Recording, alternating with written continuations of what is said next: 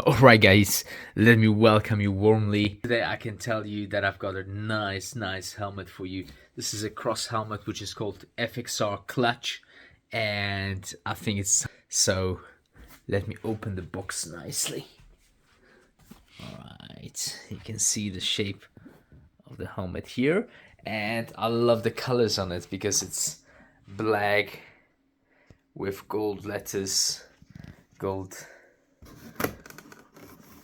digits. Let's open it up and unpack it. Oh, nice. Guys, this is a nice helmet bag. Let me open it up for you. And time to take it out from the cover. It's got a double D ring, so here's this old school lock mechanism, and you can see the letters already there popping out. Beautiful, really nice quality helmet. All right, fits the couch very nicely. Okay, you can see it's got double certificate, dot approved, and ECE 2205. It's light, 1.35 kilograms.